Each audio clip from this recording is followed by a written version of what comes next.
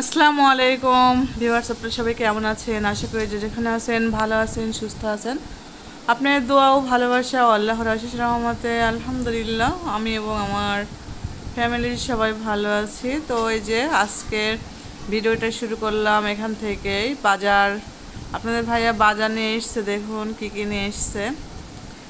তো এগুলো আমাদের জয়েন্ট ফ্যামিলির বাজার, তো এতগুলোকে বাজার করতে হয় আমাদের। তো এই যে এখানে কচু কচু বা কচুর মুখী যাই হোক না কেন নিয়েছে, পটল নিয়েছে, এগুলো পেয়ারা নিয়েছে, কাঁচামরিচ, বেগুন, পেঁয়াজ, আর এই যে দেখা যাচ্ছে লাউ একটা, আর এটা ধুন্দল। যাই হোক, কাঁচা বাজার এখন তো অনেকটা হচ্ছে মানে দাম বেশি কাঁচা তরকারির, সবজি। হ্যাঁ, বাজার এখন আগুন।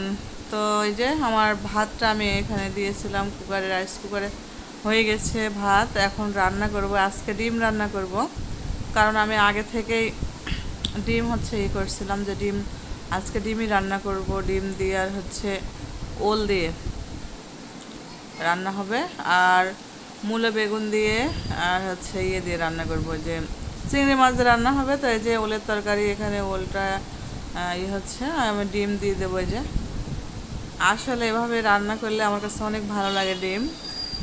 গোটা ডিম রান্না থেকে এভাবে ভেজে রান্না করলে অনেকটাই রসালো হয়, অনেক মজা লাগে। তো এই যে আমার রান্না বান্না এটা শেষ হয়ে গেছে, আর ফ্রিজ পরিষ্কার করছে এদিকে আমাদের ছোটো বউ। এই যে ফ্রিজটা পরিষ্কার করছে, অনেক দিন থেকে পরিষ্কার করা হয়নি, অনেক বরফ জমেছে এই জন্য।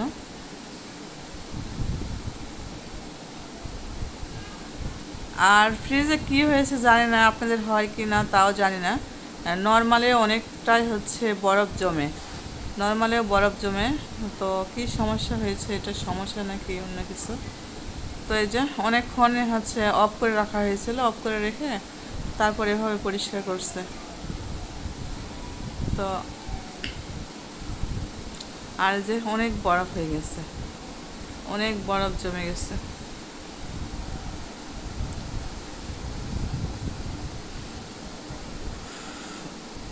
আর এই যে আমাদের ছোট্ট বাবা আহাদ বাবা সবসময় মানে ক্যামেরা নিতে চাই, যে ফোনটা ধরতে চাচ্ছে।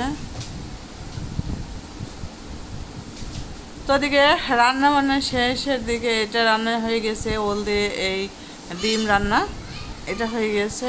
আর আরেকটা রান্না চিংড়ি মাছ দিয়ে, আর দিয়ে রান্না করবো মূলা বেগুন কার কার পছন্দ যায় না, অনেকের অপছন্দ, কিন্তু আমার খুব ভালো লাগে। ওর মধ্যে তো চিংড়ি মাছ বা ছোটো কোনো মাছ, যে কোনো মাছ হয়, ছোটো মাছ, তাহলে তো অনেক ভালো লাগে। তো আমি চিংড়ি মাছ দিয়ে রান্না করব। এই যে চিংড়ি মাছগুলো এখানে ভেজে রাখা হয়েছে, এই যে অনেক সুন্দর মনে হচ্ছে এখন এসব খেয়ে নিতে। তো এই যে এখানে মূলো বেগুন আলু দিয়ে এটা দিয়ে রান্না হবে চিংড়ি মাছ। তো এখন মশলাটাকে মানে কেটে নিচ্ছি। আর আমার ভিডিওগুলো কেমন হয় অবশ্যই কমেন্ট করে জানাবেন। যদি ভালো লেগে থাকে চ্যানেলটা সাবস্ক্রাইব করবেন, লাইক কমেন্ট শেয়ার করবেন। তো ভালো থাকবেন সবাই, আল্লাহ হাফেজ।